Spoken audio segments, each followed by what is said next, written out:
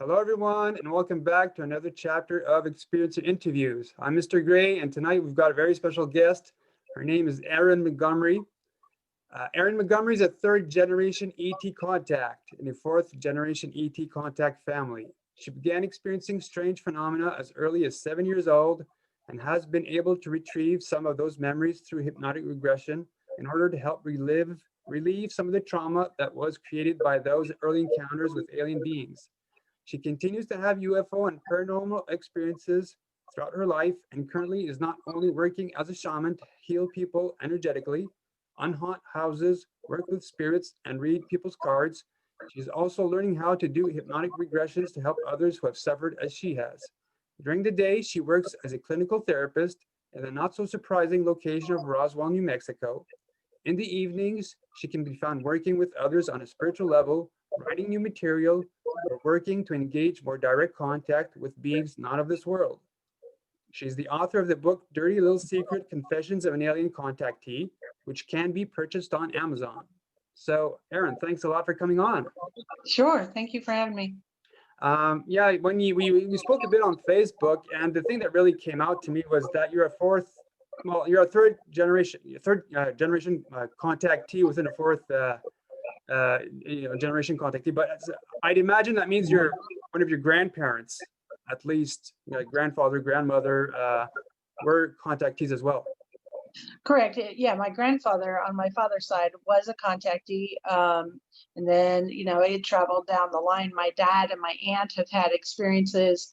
They didn't talk about, little beings in their bedroom or anything like that. But I know that I have had experience, of course, and then my brother has had some stuff happen, and a couple of my cousins. And then again, below that, my children are now having experiences.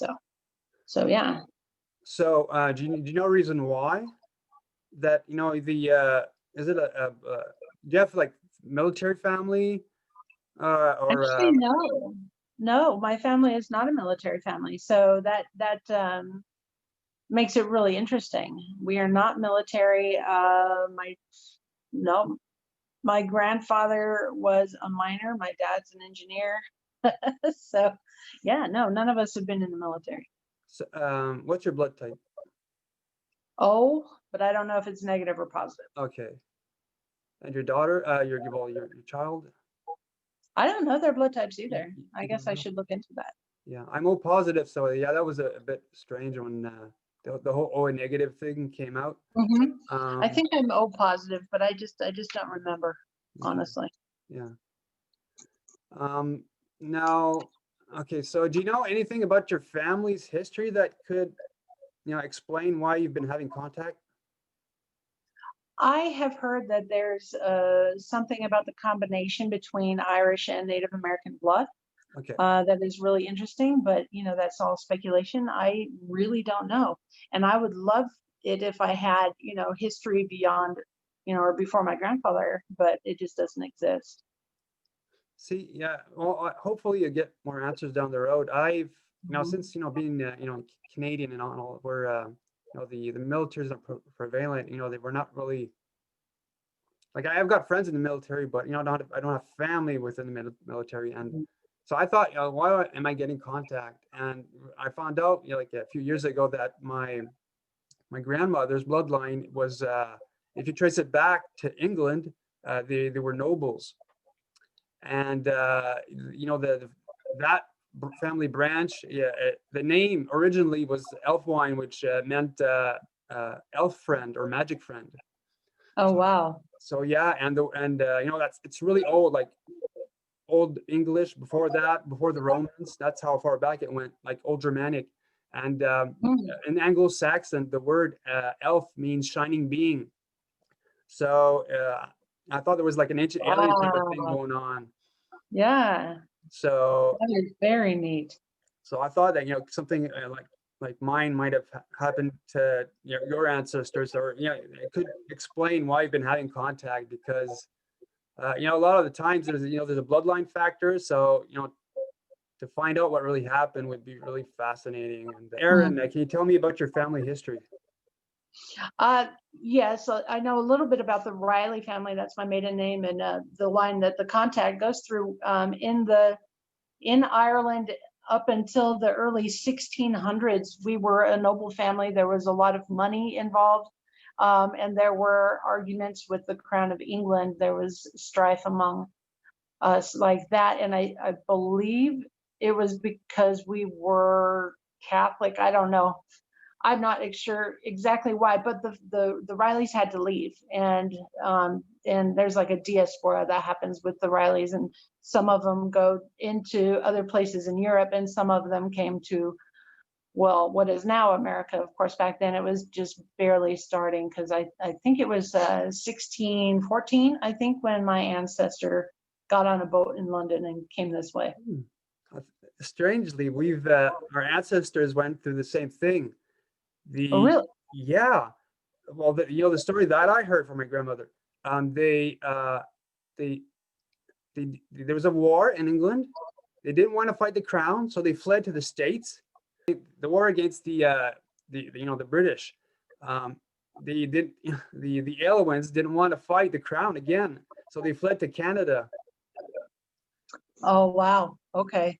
So yeah, it reminds me a bit of what, it's we do have similarities. That's That is interesting, and it makes you wonder, do you know when your family left? Do you know the years? I mean, from England or from the States? Yeah, from England. I don't know. No, I can't find any. Because it's curious. At the time that my family fled, James would have been on the throne, and he is the one that was the witch finder and persecuted a lot. So there's a little bit of speculation there, like, really, why did we have to go? Yeah. Well, that's amazing. So let's get into your story. Yeah, it's quite fascinating. So you're a child contactee experiencer.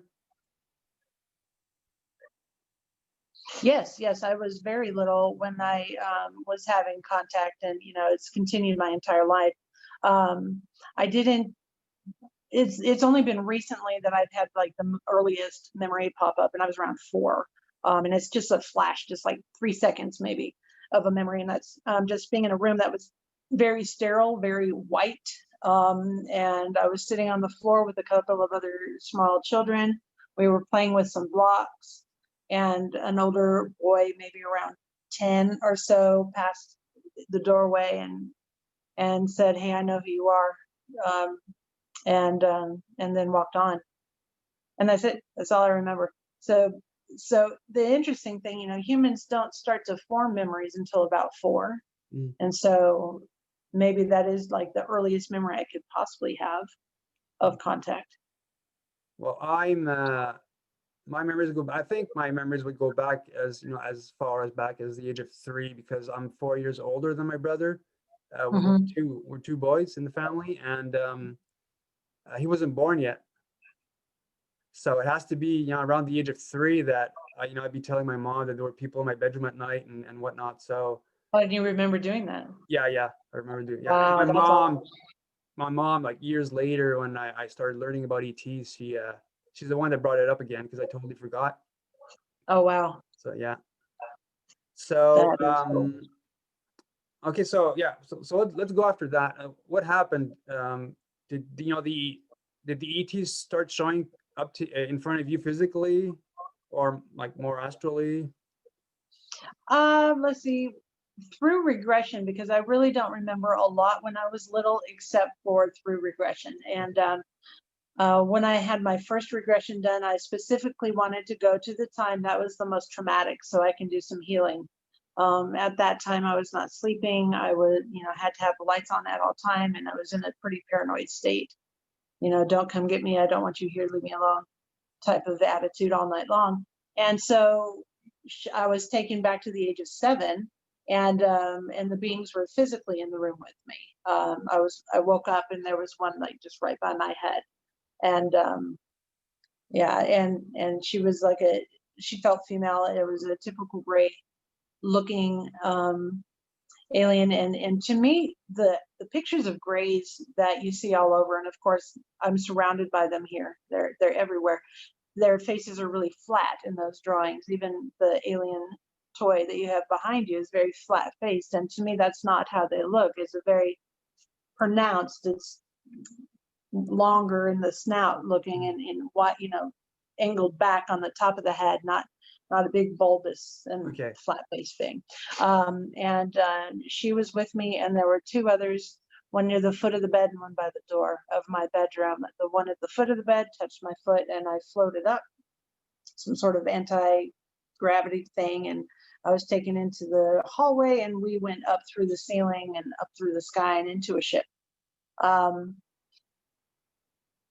Inside the ship was, again, very, very sterile. I saw it as more of a silver tone, and it felt like being inside a milk truck, just one, or, just cylindrical hallways and entrances, just very shiny, very pristine. I was taken into an exam room, and in that exam room, and I don't know if this is just how I remember it, but it looked very much like a dentist office. There were cabinets and counters and a chair that looked like a dentist chair, and I was placed in it, and then I was strapped down.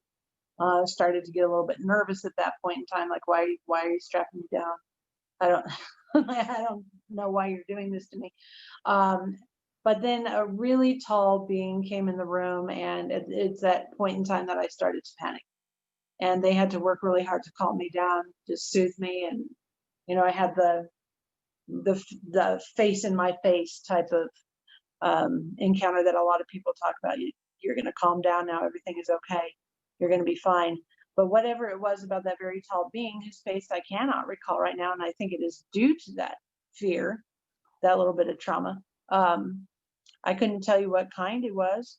I do know that there was something moving around his mouth. So, like, he had mouth parts, if that makes sense. And he was very, very tall and thin, very tall, very thin, long arms, long legs. And he is the one that inserted an implant into the roof of my mouth at that time. And it was like a biological implant, which is really interesting. I've never heard anybody else describe one of these. It was like kind of gelatinous pink stuff. And it was inserted with a long, thin fork with two prongs, into the roof of my mouth. So do you know how far in they went into your mouth? The prongs were probably about an inch long, so I'm thinking about that far. Upon speculation, after the regression, I was working with Yvonne Smith, and the next day I made some drawings, which I can't locate. I don't know where I put them. But I sat down with her, and we were speculating, like, what is in the brain that is above the roof of the mouth? And we did some research, and that's the pituitary gland, which, I need to do some more research, because I'm definitely not a biologist or a doctor or anything like that. I don't understand what the pituitary gland is for. However, I think it has to do with regulating hormones. Mm-hmm. Yeah, it's the master gland, I believe. It controls everything. Yeah. So that makes me wonder about, going into the reproductive stuff. I mean, did they do something to stimulate that? I don't know. I just don't know. Can you explain a bit about the, you were on a table, I believe, a medical table? I was in a chair at that point, from like a dentist chair. Okay. Yeah. Kind of leaning back a little bit and strapped in. So did the chair look like human, like man-made, or was it? To me, it did. And so that makes me wonder if it's just the way my mind has made sense of it, or if it looked like that because that's what I was comfortable with. I don't know. Okay. Yeah. Now, did you realize, where did the lighting come from? Was it like just out of nowhere, or were there's, did it come from somewhere? That's a good question. I've never thought about that. Yeah, because a lot of I don't recall a light source. No. It almost seemed like glowing from below. I don't know. Okay. Well, that makes sense. A lot of the times that, the abductees tend to describe not seeing any light source when it comes to, the lighting. Mm-hmm. Strange.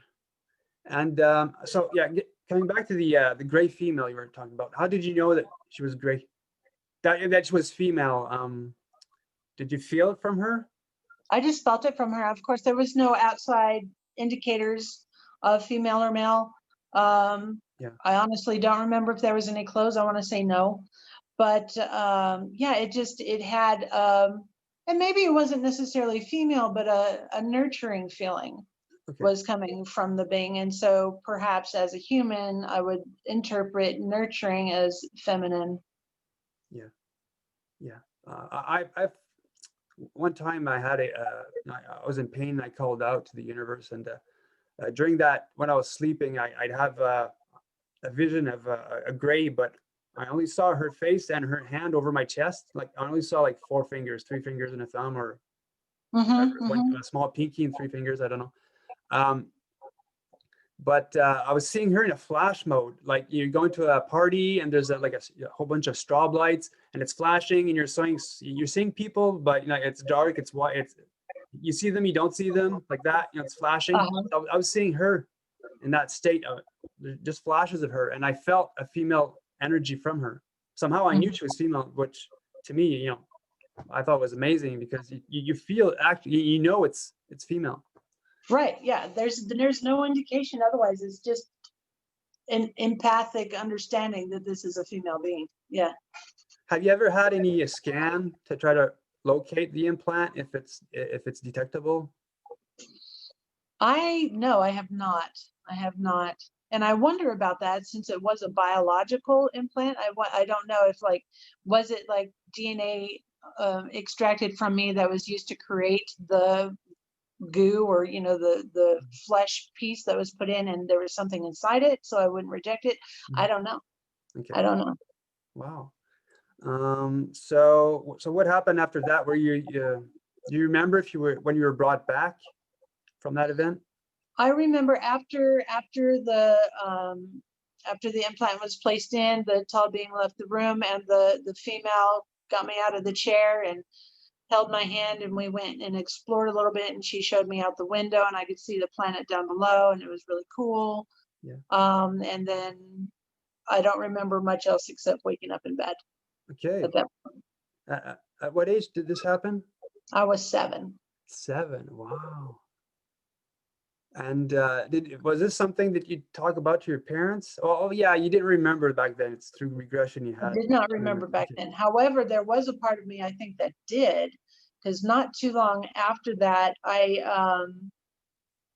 my father was walking down the hallway and heard me talking to somebody in my bedroom, which he said there was nobody there, but I was telling them that I wanted to die and go back and go home, kind of thing. And he was so startled to hear, like I think I was like 8 or 9 at that point in time, saying that she wanted to die. And he said it was the most surreal moment he ever had, trying to convince this small child with long braids, you know, the importance of living here now on this planet. So Wow. Okay. So so what was the reason why you wanted regressions? Was it because you were getting a lot of flashbacks, a lot of memories coming back, and you wanted answers? I had some memories that were coming back and I was concerned about. I had the trauma and I knew that some of it, you know, I've had other traumas in my life and some of them pretty severe, but there was something underlying it and I wanted to get to the bottom of it. But I was also having contact and memories of contact at that point. So I had some conscious recall. I had some memories popping up. I needed to know that I'm not crazy, Okay. basically. Yeah. And how did you contact Yvonne Smith? Did you know Well, her beforehand? I live in Roswell, New Mexico, Oh, and there's a huge UFO festival here. And I, well, you know, I moved here in 2000, but wasn't until 2012, 2013 that I got the guts to start going. And I pretty quickly met her, you know, listened to her lecture and fell apart seeing everything that she was talking about and identifying so well with it. And I went up and talked to her right after the lecture and just started crying, and she gave me a huge hug and gave me a card so that I could sign up for the CERO support group that she runs, and which is, you know, based in California, but I could talk to them through Facebook and whatnot, and I needed it at the time. I needed it. And so over the next couple of years, continuing to see her and talk to her, and she gave me, information on how to do a regression. And then in 2015, I bit the bullet, and we set up a time to do it while she was here in Roswell for the festival. Have you seen any physical craft up close? UFOs? The closest I have seen a craft was probably 50 feet in the air above me, silently just floating over the buildings. Beautiful. Yeah. And that was way back in like 94. Yeah, so that's close. That's even more closer than It was pretty profound moment. Yeah. What type of craft was it? An orb, a saucer, or something else? Or It was I think it was triangular. I can't remember, but it was enormous. It was like city block size. And I could see, there was like running lights underneath in the shape of a Y, and I could see like the intricacies of the metal underneath, like pipe. It looked like pipes and stuff. It was phenomenal. wow, nice. So do you want to get into the hybrid program, or do you have other stories you want to share before that? Have other experiences came out from the regression? That was the only one that we explored at that time. I did have another regression just a couple of years ago, and we went back to when I was 10 or 11, and we explored a time that, well, I had a flash of a memory pop up when my husband at the time had walked by at night. He had gotten out of bed to use the restroom and had his phone out, and the flashlight was on, and it caught me in the face. And when that light hit me, I had a memory pop up of standing outside with a whole bunch of people and beings with me, and we were excited about a ship that was descending. And so I wanted to explore that with her. Like, why am I excited? Because this is cool. Everything else that's come out has been kind of scary and uncomfortable. I'm interested in the fact that I was excited about this. Of course, the excitement was not very long-lived once we started exploring what was going on. As the ship descended and landed, and we were boarded, kind of like just getting on an airplane, and we were each taken into different rooms. There was a lot of people out there. I would say probably between 30 to 50 people standing outside. And what was really interesting about that night, and my dad has talked about the night before, when I was little, we were in Gunnison, Colorado. It was a softball tournament, and I was supposed to be sleeping, but I kept getting up and trying to leave the condo we were staying in. And, Erin, what are you doing? Well, I just got to go. Well, do you have to go to the bathroom? No. Well, you need to lay down. Okay. And I'd lay back down, then I'd get back up and go to the door, like, Erin, where are you going? I've got to go. And so I was being called out or something. Yeah. And I guess eventually I made it outside. But once I was on the ship, and I was taken to another exam room, and that would have been the first time I had a pelvic exam. And it was right before puberty. And, as a girl, my period started. So, okay. Yeah, really interesting. And so, yeah. And so I think that, the breeding program was known for me at the time that I started, becoming an adult at that point, and they knew it and they were monitoring. Have they extracted eggs from you? Anything? Fluids, skin samples? I do have several scoop marks. I just got a new one the other day. It's on my breast, which is a very weird place for it to be. Yeah. But yes, there have been several of those, but I don't remember eggs being removed. All I remember at this point in time is carrying fetuses and their extractions. Okay, so that means you've had phantom pregnancies? I have had phantom pregnancies. I do not have any physical evidence of phantom pregnancies. I've not been pregnant and then not been pregnant. I have had signs of pregnancy many, many times and known I was pregnant. And then all of a sudden I wasn't, and I was, as a woman who has children, I know what it feels like to be pregnant, and then, going through the birth on ship and things like that and meeting the children is very real. I mean, people could be skeptical, like, well, you don't have any proof of it. Yeah. I know I don't, but I know it's happened. I know it's real. Yeah, sometimes the belly is bigger, and the next day it's back to normal. But sometimes they also go to the doctor, and the doctor says, well, you just you gave birth, everything, they cleaned out the insides fairly well, and Right. so Yeah, yeah, see, I've never gone and done that, but at the time that I have the dreams about babies being born, or they seem like dreams, I'll have finger marks, bruises on my inner thighs and things like that to corroborate my experience like that. So okay, so they did held you down somehow, mhm, physically, really. Wow. mhm. Okay, so let's get into some of the photos you sent me. Um, okay, how about the Arcturian with the hand pose?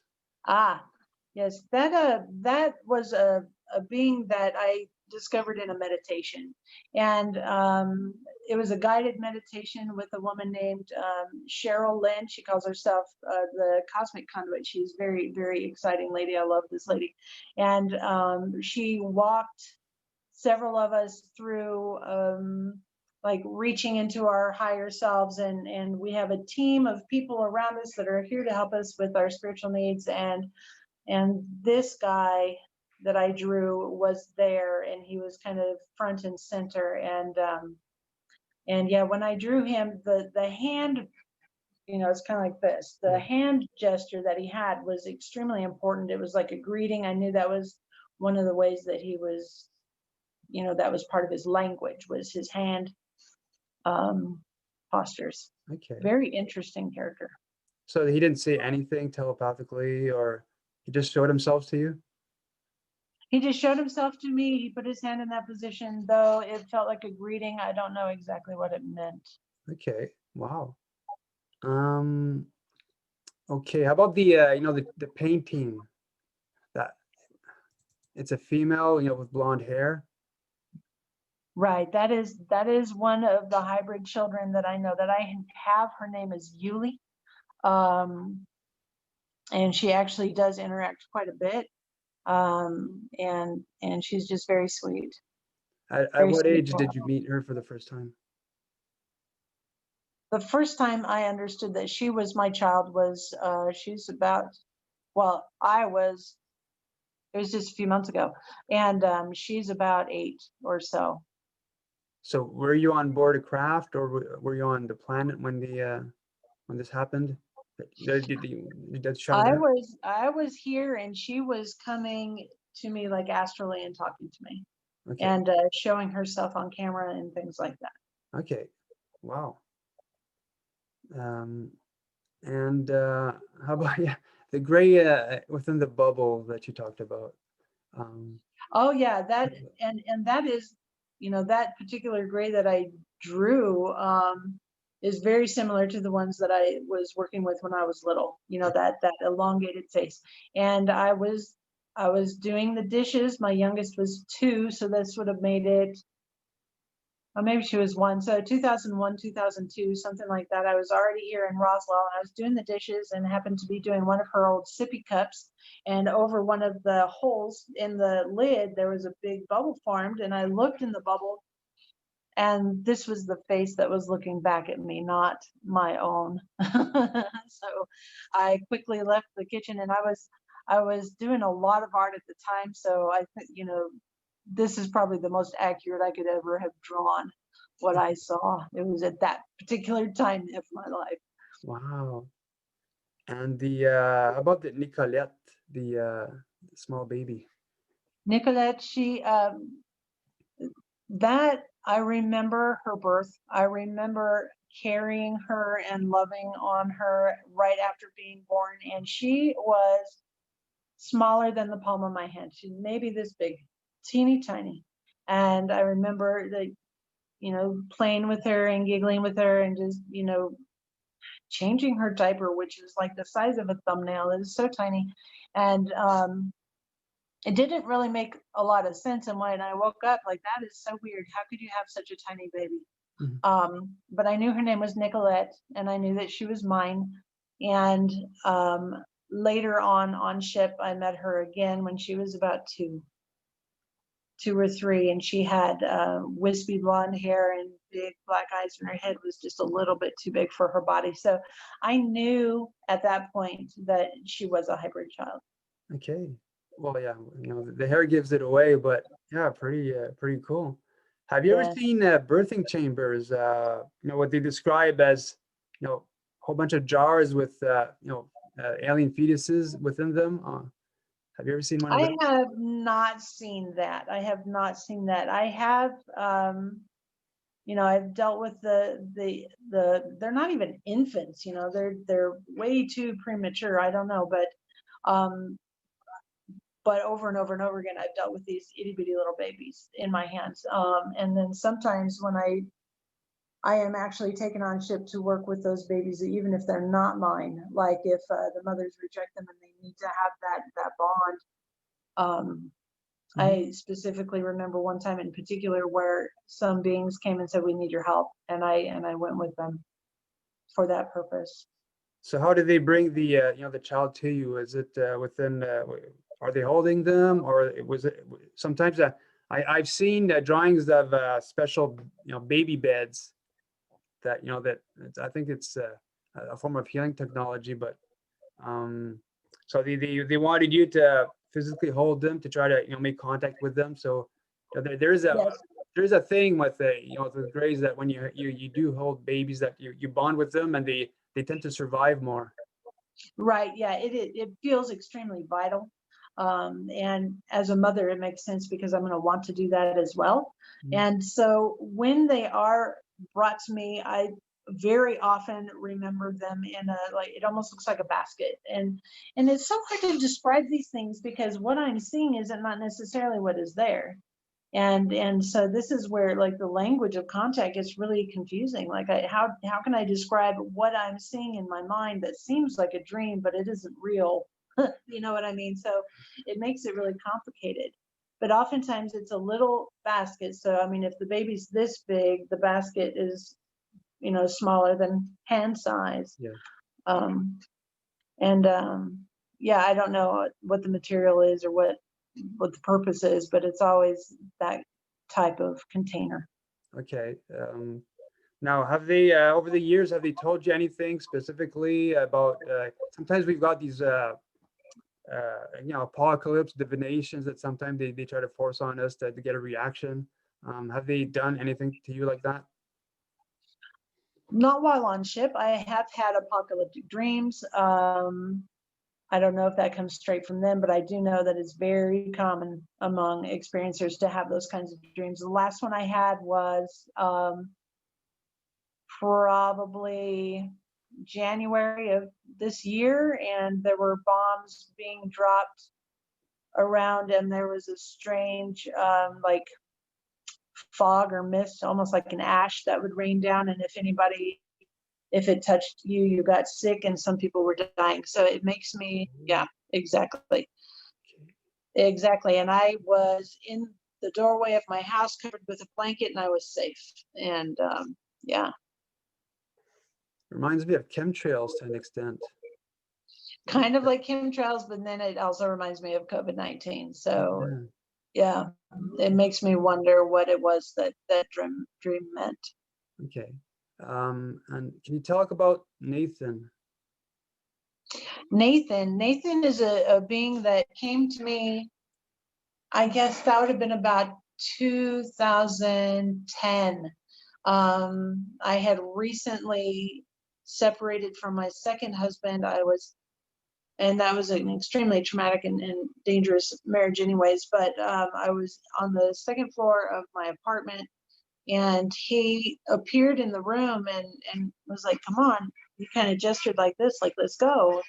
And I knew that his name was Nathan, and that does not usually happen. I don't usually come up with a name, and why would it be a human name? Yeah. And he wanted me to go with him. And as I looked out over the balcony, there was like it looked like a circus or something. There was a carnival ride, and so I just took his hand, and I don't remember anything after that. So in my suspicion, it wasn't really a carnival ride. So I don't know. But with the name Nathan, it makes me think that he may have been one of my children, but he did not look human at all. Okay. So yeah, I think it's definitely a screen memory, perhaps. So they did try to modify what you were seeing to make you more, I guess, willing to come. Right. that- Yeah.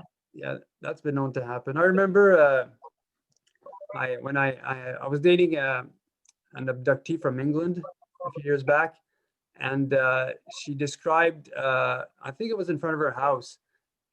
When she was young, there was a what they like in the far woods, but you could see the hedges were somewhat tall, but uh, back where like way back in the woods, she saw sort of those round things that at carnivals that with chairs that go around them, well, cabins.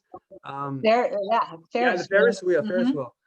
There was one there in the middle of the woods that appeared out of nowhere, but it was more of like a UFO that instead of being like horizontal, it was vertical, but with like huge round lights all around it, and it looked like a Ferris wheel. So that reminded me of that. Oh, wow. Yeah, the next day, military personnel would knock at their door and say that what you're seeing is nothing. Just forget about it.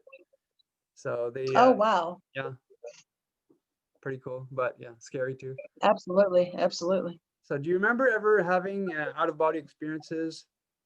Uh, I don't know, because you probably be I guess you got teleported somehow, or so I imagine that you went through objects. So I was wondering if there was an OB aspect to it, or you might have had out of body experiences too. Right. Some of them are very physical, but I think a lot of what happens with me is out of body. I think that I would say the majority of what happens with me is on an astral level. Barring the removing of a child, I think that everything else is astral, where I am taught different aspects of interdimensional travel, how to create those portals in between the dimensions so I can travel through them. And so a lot of what I have learned and come to understand is straight from them. And I use it now in healing and things like that. Why? I don't know.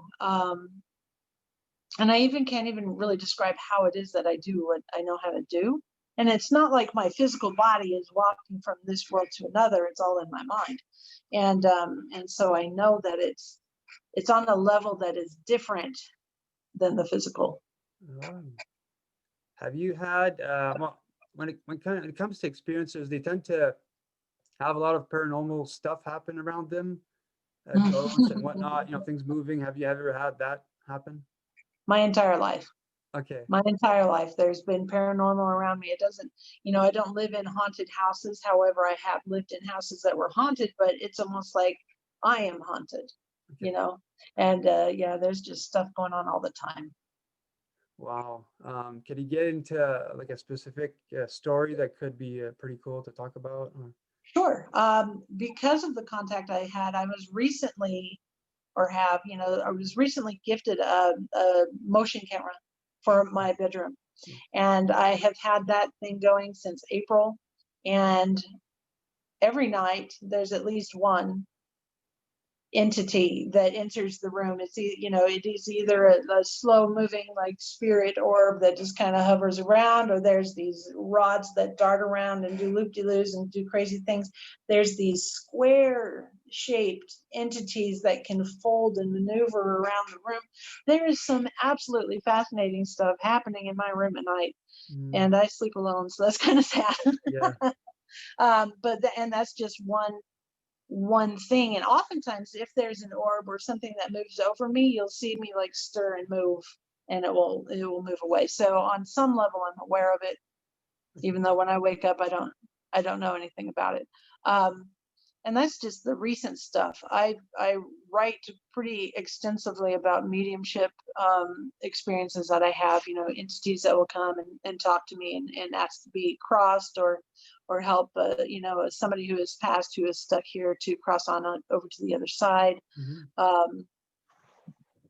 Some friends and then like relatives of friends have come and tell me what it's like as they're crossing, and tell me like the beauty of what happens as you move from this plane to the next. Like the colors, they describe no longer having any ego cares. A friend of mine lost her son recently in a very tragic way. He was murdered, and she kept asking me, do I bury him with this? What kind of, how does he want to be cremated? And the information coming through was always, Mom, I don't care. Do it as cheap as, do what you need to do. And so things like that are really, really reassuring and comforting, not only for myself, but for the family members that were receiving the information.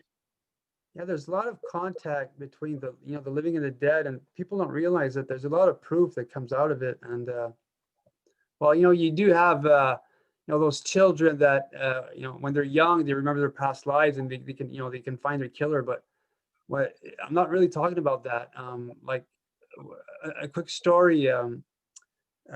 This is regarding my ex-fiance. When she was back in the UK, her husband at the time hanged himself, and he I know it's quite sad, but she was on the phone with one of her friends, and I suppose this is related to the fact she was an abductee too, but she was on her phone with her friend, and the sound starts to there was a dysfunction in the phone, and then she starts hearing the voice of a young child start speaking on it, and the child says, contact established. And after that, a man starts talking on the phone, and that man was her dead husband. I have goosebumps from the top of my head down. And she starts screaming on the phone, I can't do this, I can't do this. And she hangs up. Oh my gosh.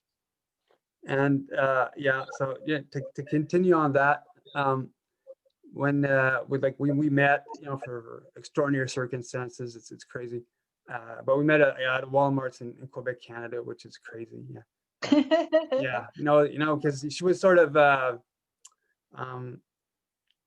well, I went to a medium, and she told me about a meeting with a blonde girl, and it was her in the end. But when my mother passed away, she came back here really quickly, helped me out with my dad. And while we were sleeping in the basement at my dad's, and my mom was dead, of course, and like maybe a few days before that, and she wakes up and says, "Yeah, get me a piece of paper," and she starts writing on the piece of paper. The thing is, my mom was speaking to her. She started speaking to her while she was sleeping. She wakes up, and she had the whole event still in her head, but she can speak French. So like 3/4 of the page or half of it was what she wrote down at how it sounded. Oh, so, yeah. And during the dream, she eventually says, "Speak to me in English. I don't understand a word." My mom speaks to her in English. So like the final part of the page, she wrote down, "Look in the drawer near the window." So when she gave the paper to me, I started reading it, and I could understand French and the writing. Oh wow. But I didn't have time to decipher it. And so the next day I gave it to my dad. I show him it, and we start going around the house. And in the drawer near, and the thing that the TV was on, there was a drawer near the patio window, and in that was her dream diary. And the second to last entry in the dream diary was my mom dreaming about her death, but she didn't know she thought she was going to have an operation, but she dreamt about my grandmother telling her about the operation. My grandmother was dead, But Oh, again, my grandmother came to her in a dream to tell her about the operation, but it was when she explains it, you can really make the oh, wow. connection to her dying. So yeah, Yeah, the dead do come to us, really. absolutely they do. Absolutely they do. Um, right after my granny died, and I'm very close, even now with my granny, she comes and talks to me often and just brings me comfort and will show up. And she's the one who was married to my granddad, who was the first generation that I know of contactee. Anyways, she had just passed. My whole family was, in town for the funeral. And that night when I went to sleep, I could feel somebody sit down at the end of the bed. I opened my eyes and I saw like it was almost like a purple outline, and I knew it was her. And I was so terrified, so terrified. 'Cause I was like maybe 22, I think, at this point. And I'm like, Granny, I know it's you, but I'm really too scared. And I have regretted that moment since, like, why didn't I just talk to her? Why didn't I just say thank you for coming to see me? But I was chicken. Yeah. I was terrified. Were you awake? Because a I lot of woke people. up, yes, You woke up. yes. Yeah. I felt her sit down on the bed, then I woke up and then saw her, and I was like, can't do this. Yeah. Well, my Yeah. dad. I get touched a lot during the night, and Mhm. when I called in my second UFO, I was able to get my dad to see it when I was a bit further away. So after that moment, he started getting experiences too, and so he started being touched at night. And one time he felt pressure on the bed. We woke up and there was a shadow being right beside the bed. And Oh this my gosh. was not too long after her mom passed away. So we believe it was her. Hmm. So yeah, that's. Have you ever seen shadow beings? Like, I've seen shadows that move. Or I have felt beings in shadows, but I'm not necessarily sure I've ever seen what is known as a shadow being that people talk about. okay. So when did you decide to write a book? It has been in my head for decades, like for probably the last 20 years, that I need to write, and I never understood why. And I've written stuff. I wrote a script. I wrote, like a whole screenplay about contact and this astral stuff that happens. It's terrible. It's horrible. It's probably the worst movie ever written, but I did it. But over the last, I guess it took me about 3 years to get all the information out of myself, to get it down. And I would release it in like article format. Like I would write a little bit and put it and publish it as an article. Um, and those became the chapters. And really what it was my processing of how do I come to terms with all this and understand it for what it is, and help other people also come to grips. And yes, it can be scary, but it's not necessarily bad. Um, some of it can be very bad, but to me, that's like a whole new category of what's going on. The interactions with the ETs is often very beautiful and loving, and even though some of the things may be scary, such as the operations and the procedures and all that, that can be scary, but it's not necessarily negative, I guess. Okay. And so trying to bridge those ideas, how can something where you don't feel in control and they're doing these medical things and you feel like a test subject, and yet at the same time they very much care for you and they're teaching you things and they're helping you with your mind, how do you bring those things together in your mind? And that really is what this book is about. Okay. Wow. So do you plan on writing another book down the road? Absolutely. I've got a book that says the editor's will. He's given it back to me and I haven't touched it. I should probably do that since it's in there for a couple of months. But that one is more on a spiritual level. It's like how to work within boundaries, how to protect yourself, how to keep outside energies from getting into your energy. Is very much for empaths and mediums, people that are working with these interdimensional um, beings, and whether it's a ghost or even just another human being with their emotions, emotional body, how to keep it separate, and how to stay sane in those moments, especially as they're just starting to wake up and understand that they have these abilities. Okay. I've understood it for years, and so it tells me that I probably have stuff I can teach other people. So that's what I'm working on there. But then I also have started planning on writing a book about how ET contact messes with or changes relationships, whether it's with your significant other, with your children, with your parents, possibly with God, with the ETs themselves, friends.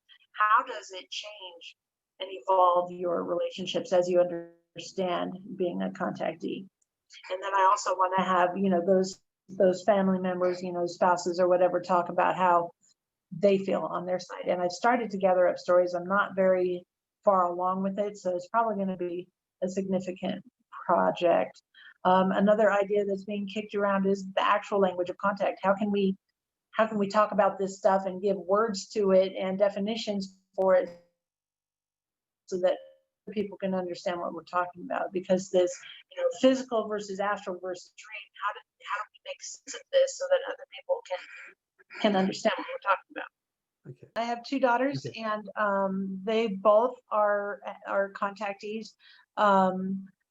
They have had a joint experience once when they were in a park, and awesomely enough, I actually had an abduction myself that night, so we were able to corroborate information about that. I did not see them on ship, but it would have been cool, or I just don't remember seeing them.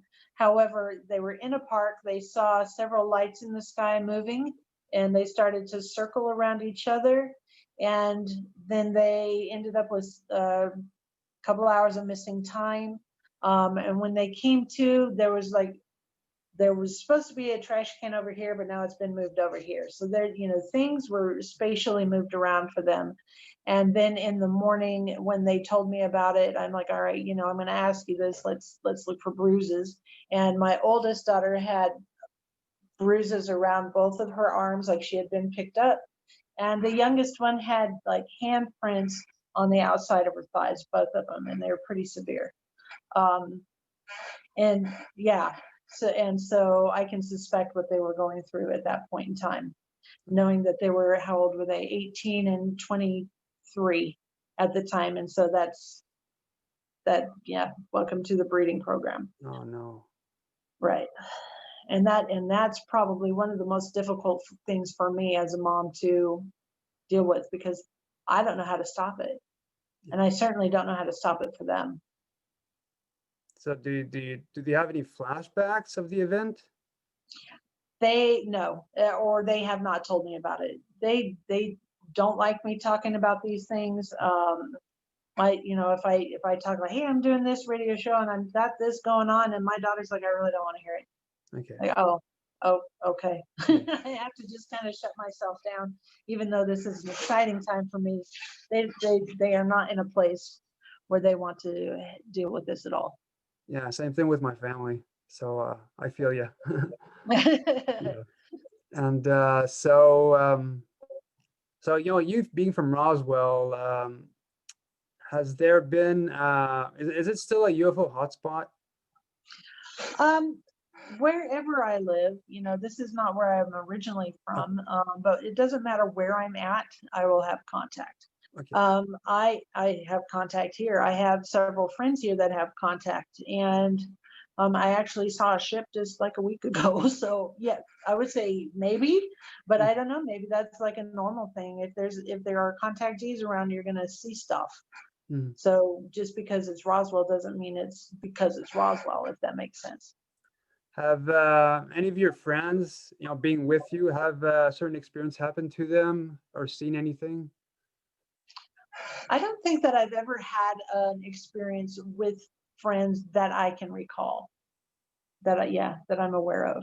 Okay. The only instance I know of is with my last husband, and he was a contactee, or he is a contactee, and we had just met. We had traveled out of town, and we were staying with some of his friends, and we had been talking about contact on the way up there, and we went to bed, and he got up in the middle of the night he said to use the restroom, but he was gone for 3 hours, and I knew that something had happened because I had never been put out, like put to sleep before. Like, you know, they say it will often happen with a spouse, they'll just be conked out and the other one taken. I felt it happening because I was talking and then I just stopped and I was out and I knew it. I'm like, oh, dang it, what are you doing? And then when he came back to the bed, he's like, hey, sorry, I'm like, you have been gone for like 3 hours. No, I haven't. Like, yeah, you have.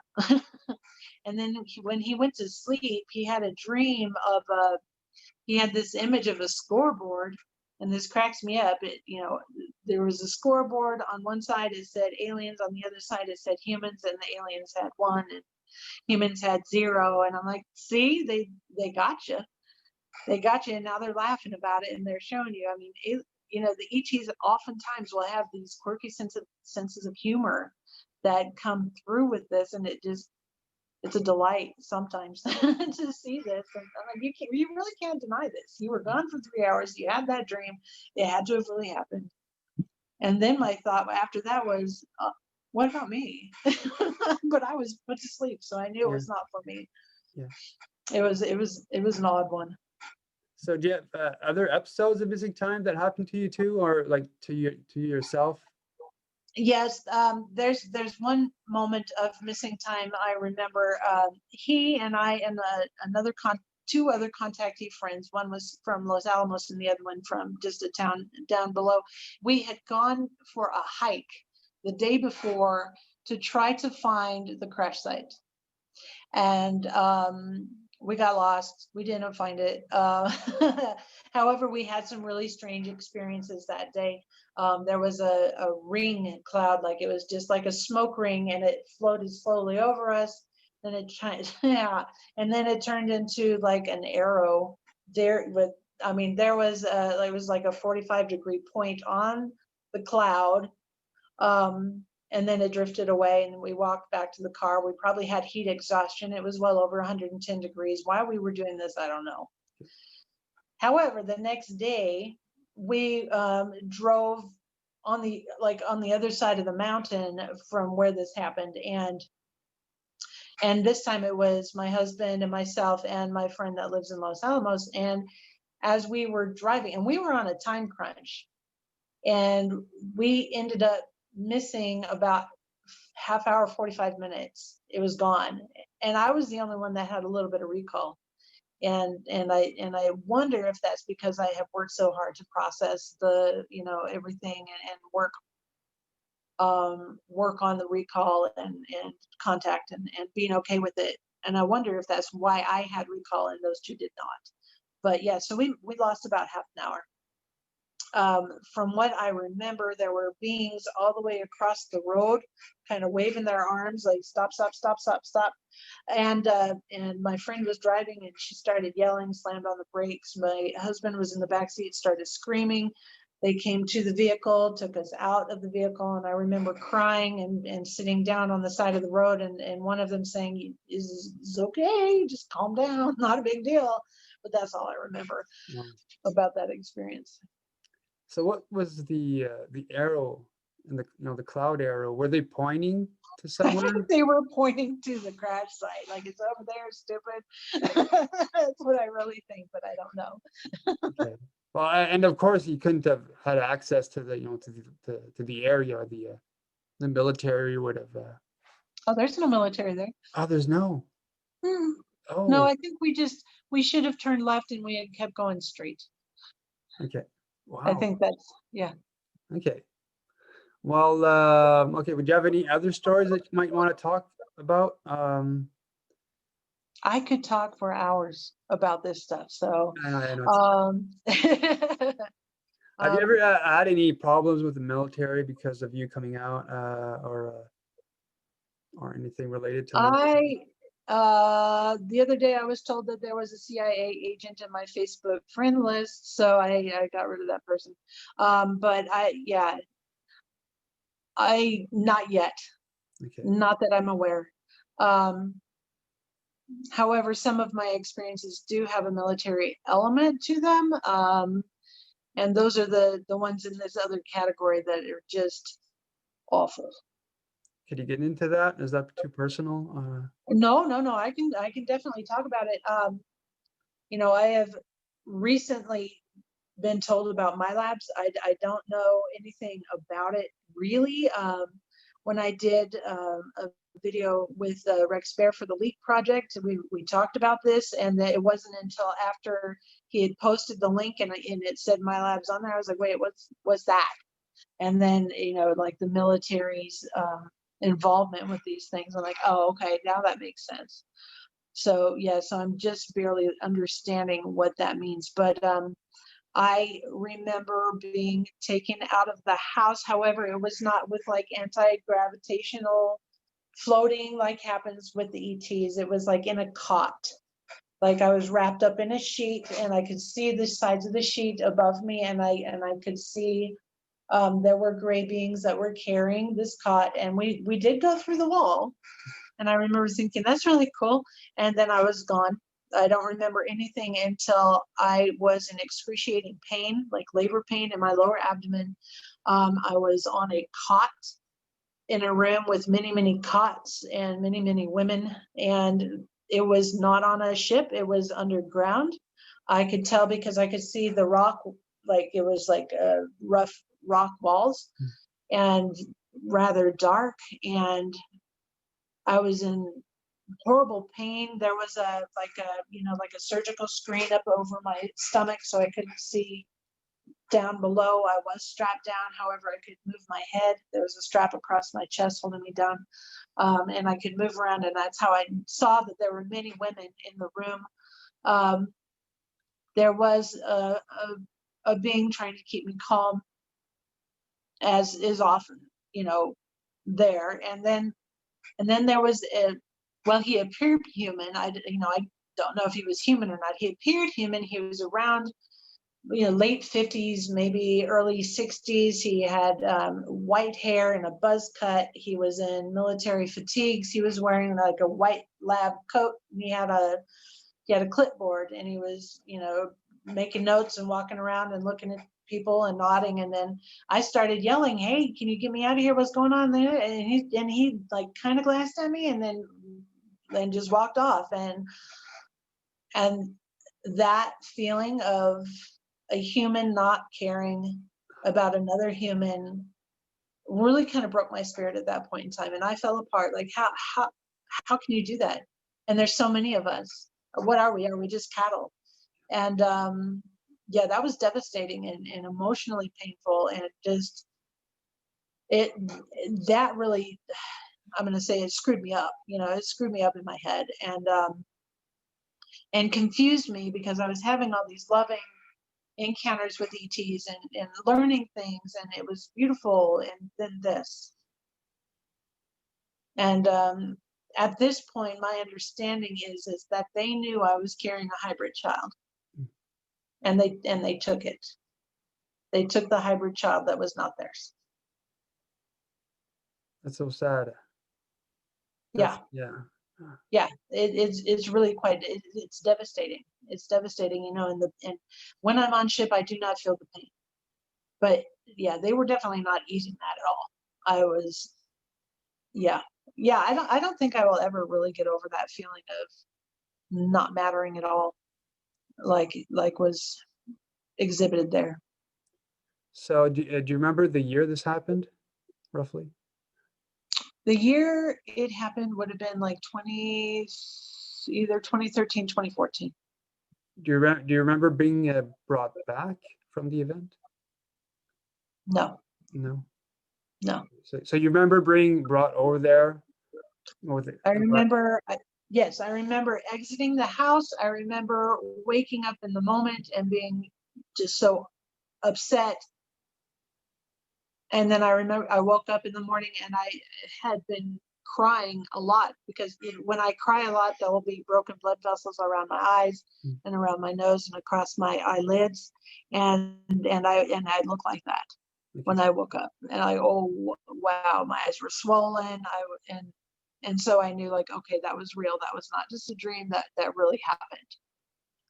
Did you only see military personnel, or were there like a lot other ETs around? I saw like the typical gray types.